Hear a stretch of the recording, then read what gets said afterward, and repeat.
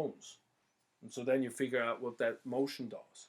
So the biceps brachii is our two-headed. Bi means two, ceps means head muscle in the upper arm compartment, front upper arm compartment. Mm-hmm. We have one head starts at the coracoid process, and one head starts at the supraglenoid tubercle of the glenoid cavity. Whoa, what was that? It's a mouthful. Supraglenoid tubercle. You gotta slow me down with that stuff. Supratubercle of glenoid No, cavity. supraglenoid tubercle of glenoid cavity. There you go. That's how complicated it is. See, when you have the scapula, you had this. You can't see it. I should have had a picture. But you had a little bit of a surface here on the inside that the arm goes in. It's very small. It's like maybe a quarter size. And on top you have a tubercle, and on the bottom you have a tubercle. And the one on top is called the supra, that means top. Glenoid, this whole surface. Tubercle, yeah, the glenoid cavity. There you go. But that's where that biceps brachii attaches and originates. And then it goes across through the inner tubercular groove and joins the other belly that comes from the coracoid process, and it feeds into the radial tuberosity in here, and also in this side a little bit. And so what it does then, it flexes the elbow joint, right? Yep. It actually also a little bit pulls the arm up, flexes the arm because it's attached up in the arm, in the scapula. But also the way it's attached here, when you are pronated, which is you have your palm down, your ulna and radius cross over. So then the muscle is attached behind it. So when you contract it, you bring the arm over and supinate it. You turn it back. Does that make sense? Yeah. All right. So you sort of unwind this bone here, and so that will turn it back down here because the fulcrum is up here. All right. So that's that one. Then we have a cousin that's underlying it, and that's the brachialis. So don't confuse biceps brachii with brachialis. Mm-hmm. All right. And so that one is attached to the shaft of the humerus. See right down here. That's a totally different place than up here, but it's really bulky in the lower end. So now we have a muscle that comes from above. We have a muscle that comes from below. And it goes into the coronoid process of the ulna, which is the anterior proximal ulna. So that's the radius, that's the ulna. The radius reaches to the thumb, and the ulna reaches to the pinky. Mm-hmm. Okay, that's going to be very important soon. And so that's the goes shaft of the humerus to coronoid process. It helps purely with flexion of the elbow. So it bends the elbow, basically. And that's the last brachial muscle. So we have coracobrachialis, biceps brachialis, and now we have brachioradialis. So guess what? That starts in the brachium, and now it reaches down far to the radius. And again, I said radius is thumb side. All right, R goes with thumb. So it's the distal. That's right. Well, it actually goes right on the base of the thumb because it reaches right into the end of the radius right in here. So it doesn't really work on the thumb, but it works a little bit on that wrist. So it pulls the wrist a little bit this way. But it really, since it's attached on the humerus and goes to the end of the forearm, it still flexes the elbow joint. Yep. Right? So it's the one that gives you tennis elbow. All right? So it's like right when you look at your forearm and you stick your thumb out, it's kind of like right from the elbow down, from the outside part of the elbow down to the thumb. That's sort of what that muscle is looking like, where it's at. So those are all doing flexion of the elbow. Now we need something that does extension. Because you can only bend your muscle, can only bend your arm. It cannot also then extend your arm. It has to undo that bending, and that's going to be one muscle that does that. Thank God, not all of these.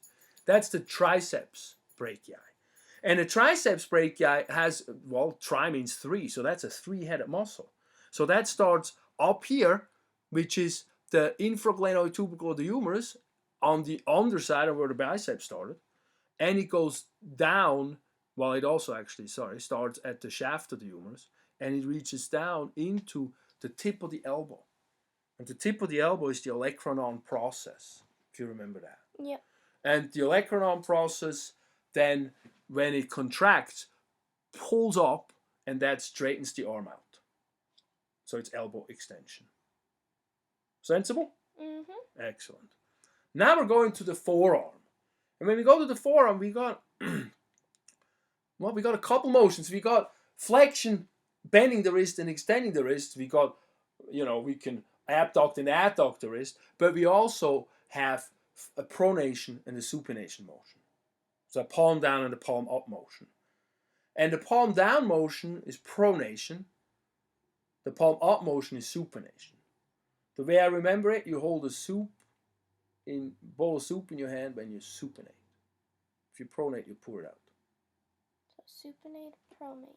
You got it? Mm-hmm. Good. So we talked about the supination muscle already as one of the main ones. It's the biceps brachii. The other ones is a supinator muscle. We're not worried about it right here. But the ones we talk about now here are the pronators. We actually talk only about this one up here. We also have one down here. So we have two muscles that turn that palm downward. So you can see this is attached here and it pulls from here and brings the thumb across. You see that? Mm-hmm. And then this one here is the pronator teres. That one I want to go a little more in detail. That's attached to the medial epicondyle of the humerus, right up here, and it reaches into the radius. So you can see when that pulls, it pulls it across and over. Mm-hmm. All right. Yep. It also has a second head that's a little bit attached to the ulna. I didn't mention that in here because I kind of like this as a general attachment for many muscles that come. Yeah. And actually, we're going to get to those muscles now. So we don't do more of the supinator, but we're getting it into the wrist flexors and the wrist extensors to finish up our journey through the hand, the upper extremity, and all the wrist flexors, as a general rule, attach here, and as a general rule, on the medial epicondyle, and as a general rule, the extensors attach at the lateral epicondyle. Okay. Okay, so when we go to the flexors, at least the superficial flexors, we have deeper ones, but we'll do those in a different session when we go deeper. We have a few that has a common origin, the medial epicondyle of the humerus. So they all start right up here. This is palm. This is the palm of the hand. Mm-hmm. Or you could see this, how he sticks his hand right into, or this person sticks his hand right into here. The thumb goes down, the fingers go up. And so actually the fingers reach across the forearm like that. See that? Yeah. And that gives us 4 muscles that we can name that way. That's a very easy way to remember them. 3 of them are listed here. One of them is flexor carpi ulnaris. How does that sound to you? Flexor carpi ulnaris. Flexing your carpals. That was the carpals, your wrist. Carpals Yes. are your wrists, right?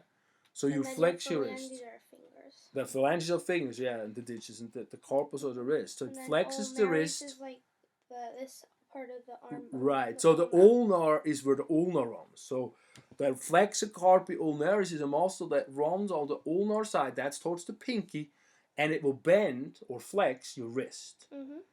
So then the flexor carpi radialis, where do you think that one runs? By the radius. By the radius. So you got one now that runs right here by the ulna, and you're gonna have one that runs right here by the radius. But they all start up here. Mm-hmm. So they're a little bit angled, so they're not just going to be totally parallel to the radius. But look up here, you had a flexor carpi ulnaris right here, and you have a flexor carpi radialis right here. When we look at the ulnaris, it goes into the wrist carpals on the ulnar side.